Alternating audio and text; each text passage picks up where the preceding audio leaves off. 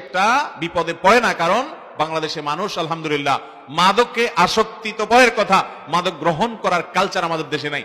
আপনি ইন্ডিয়াতেও যদি চলে যান তো দেখবেন যে মোড়ে মোড়ে জায়গায় জায়গায় যে কোনো সাধারণ দোকানেও দেখা যায় যে মদের বোতল দিয়ে মানুষ বসে আছে। আমি ইন্ডিয়াতে একবার গিয়েছিলাম, মনে আছে, কলকাতা থেকে দিল্লি যাওয়ার পথে বাস এক জায়গায় থামলো, তো সেখানে রেস্টুরেন্টে সবাই খাওয়ার জন্য নামলো। তো আমি প্রথম, বাংলাদেশে মানুষ তো এই দৃশ্য আমরা দেখি না, দেখে অভ্যস্ত না, দেখলাম যে খাবারের হোটেলে দিব্যি পাশে বসে মদ ঢেলে ঢেলে খাচ্ছে একজন, এবং দুর্গন্ধ, বৃষ্টি দুর্গন্ধ আসছে, আর সে পাগলায় মাতলাম ওর আইটেম সে গ্রহণ করছে, এবং ওপেন সিক্রেট। ভাইরা আমার, বাংলাদেশে মানুষ এই জায়গায় অনেক ভালো আছে। আপনারা জানেন যে আমাদের পার্শ্ববর্তী দেশ ভারতে কোভিড-19 ভয়াবহ আকার ধারণ করেছে।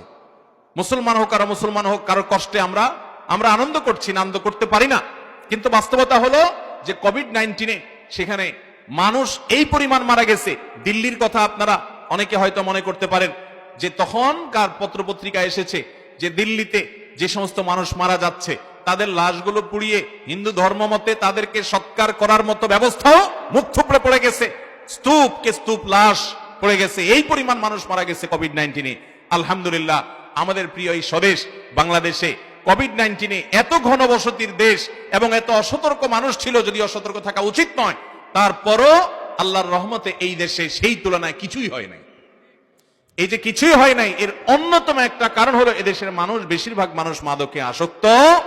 যারা মাদক আসক্ত হয় তাদের শরীরের ইমিউন সিস্টেম দুর্বল হয়ে যায়, রোগ প্রতিরোধ ক্ষমতা কমে যায়, এবং ভারত সহ যে সমস্ত দেশে আপনি পশ্চিমা দুনিয়াতে মাদক ডাইল ভাতের মতো, আমরা অনেকে পানীয় এত খাই না, ওরা মদ যত খায়, এবং এর প্রায়শ্চিত্ত তারা করেছে। কোভিড-19 আমরা দেখেছি কিভাবে লাশের সারি এবং মিছিল সে দেশগুলোতে হয়েছে।